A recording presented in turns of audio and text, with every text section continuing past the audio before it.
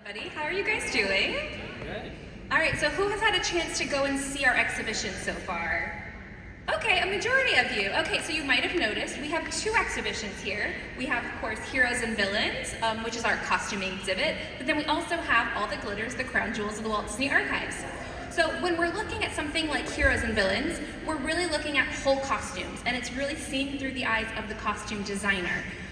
But all that glitters, it really gets a little bit more macro, a little more granular. We wanted to focus on those small details that bring a character to life. When you're watching on screen, you might not even notice these small elements. A tiny earring, a wedding ring, just a bracelet, a necklace. These are all incredible details that costume designers put into looks, but on screen it goes by so quickly, you don't even notice it's baked into who the character is. But as an archive, we get every single one of these small details, so we wanted to really showcase these and let them shine in all their splendor. So for this exhibition, this is the first time we've ever shown them side by side. So we wanted to really do something special for Arlington that was a beautiful transition from our costuming exhibit to our accessories and jewelry exhibit. We thought there was no better way to do this than we have a dark corridor with 8 costumes lining it, and it's really, really dramatic lighting. We really wanted to shine the spotlight on these shiny elements, a lot of dazzle in that hallway as well. So you'll see a few costumes on display. 3 here we have our Queen Ingrid from Maleficent, Mistress of Evil. We have the Genie from Aladdin, as well as Mulan. And you can kind of see these are beautiful costumes in total. There's a lot of sparkle, but it really are those beautiful elements that are more decorative. Queen Ingrid dripping with pearls, for example. You can see here, she's got that beautiful earring piece that comes across her and her armor as well. Mulan has that beautifully ornate comb. We also have on display Jamie Lee Curtis's costume from the new Haunted Mansion film. And this one also, there's so many different pearls, and she has not only that beautiful headdress, but she has that collar piece. There are necklaces, there are just layers and layers of accessories, and it's almost overload, but it's beautifully together to bring that look to life.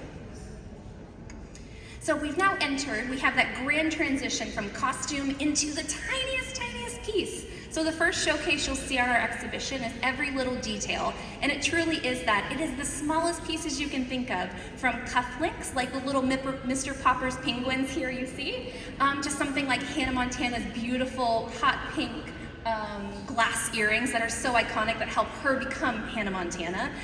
Even something as small as the cufflinks here as well that are Acme dice from Who Framed Roger Rabbit as well. This also showcases quite a lot of rings as well. We have the poison ring. This actually opens to have the compartment where the poison was from Robin Hood Men in Tights. We also have things that are very much stylized to a time. So here from Independence Day from the 90s, we have Jasmine's beautiful dolphin accessory. She has a ring and earrings as well. And you might also notice this ring pop here from Deadpool.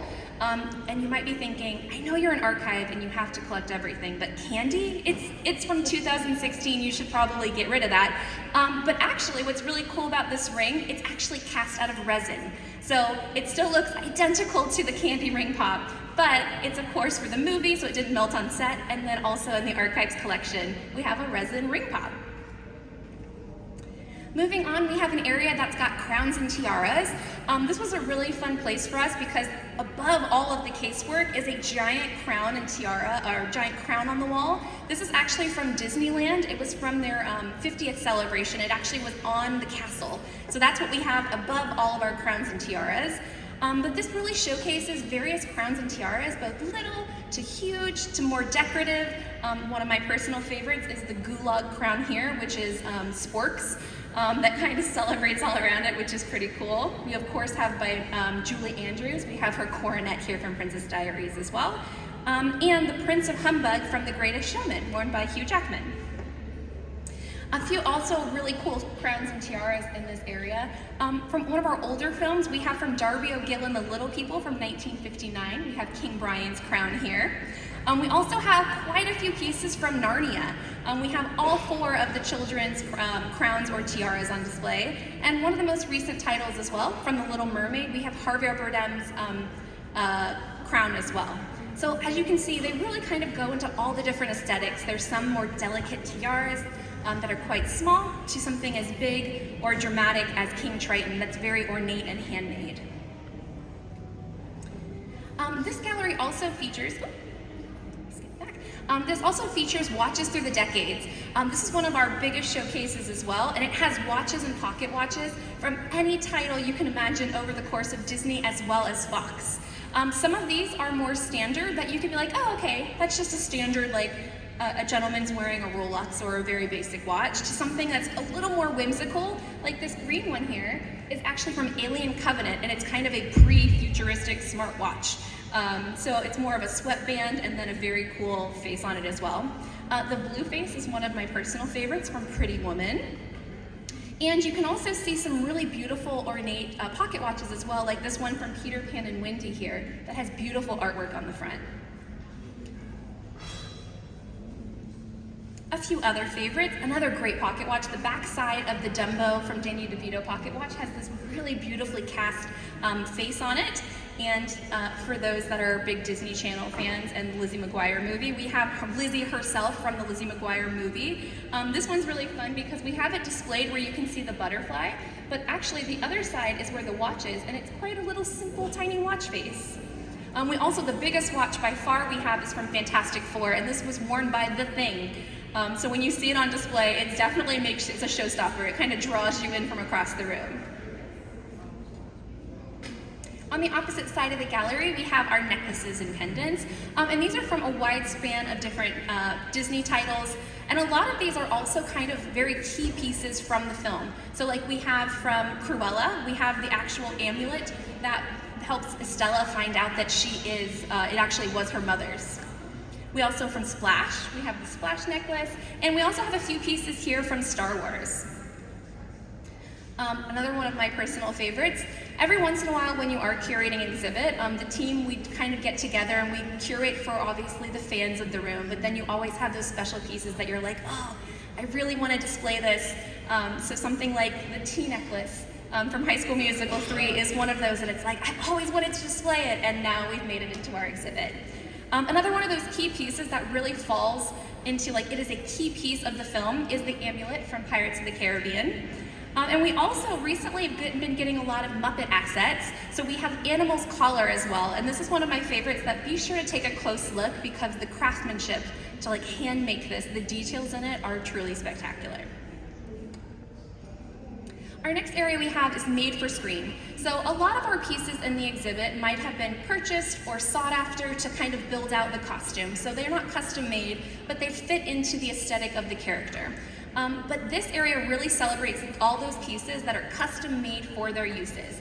Sometimes it's just because it's a perfect visual, sometimes it's because it has to kind of suit a purpose. So if we're looking at something like from the Santa Claus 2, this is a custom watch because it monitors Santa's powers as he's losing them. The dial will drop down. And it's a cool watch in general just because every element of it was custom made, but it also had to function. There was a practical version with a lever that you'll see in the exhibition. The lever is kind of flicked and then you'll see the dial go down slowly. We also have from Dick Tracy a few different variations of his wonderful wristwatch radio. We don't always get prototypes, but luckily for something like Dick Tracy and his iconic watch, we have not only the prototype, we also have a stunt variation that was worn by the stunt performer. It's actually one of my favorites because it's up here. It is the most crude design. It doesn't necessarily look like anything that exciting, but when they're doing all these stunts, you're not necessarily seeing all the detail, you're kind of seeing the general shapes. So it's really, really cool. We also, from The Little Mermaid, have Ursula's necklace and a few different variations, from the small variation that Ursula wore as Vanessa to a light-up version as well. As her character changed, the different perspective of the watch or the necklace changed as well. A few more examples from The Sorcerer's Apprentice. We have a few different variations of the dragon from when it's first presented to young Dave as kind of a sculptural piece. It jumps out and then it wraps his tail around his finger. So we have the whole transformation sequence in these in these rings as well. The Jungle Cruise, the arrowhead starts from arrowhead as necklace, and then it's broken and then it gets healed. So we have that sequence as well.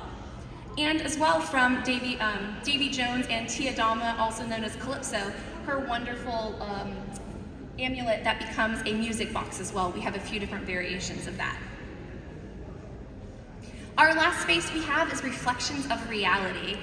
Not all of our characters at Disney are fictional. Sometimes they're based on real people. So this really celebrates that and how costume designers sometimes are emulating real life people. And that's really looking and doing the research of what they wore, and not just their costuming, but all of those various accessory pieces. And a lot of different research and detail goes into that. So we have a few different examples here that celebrate it, from something like Sons of Anarchy to the more recent Genius series. We have the Genius MLK pieces on display. But it's not always something that it's a direct correlation of a real life person that becomes on screen. Sometimes a fictional character or a fictional land might be inspired by reality as well. So Princess Diaries, of course, Mia Thermopolis and Genovia, they're not real places, you know it, I know it. But to make it really feel authentic and feel really royal, they used a lot of actual royalty, whether it's photography or painting. They pulled a lot of different things from that to make it feel authentic. So here you can kind of see the different correlations, and we have a few pieces of imagery that really show the side-by-side of inspiration, and then it's brought to the fictional land as well. A couple other fun pieces here we have from Wu-Tang.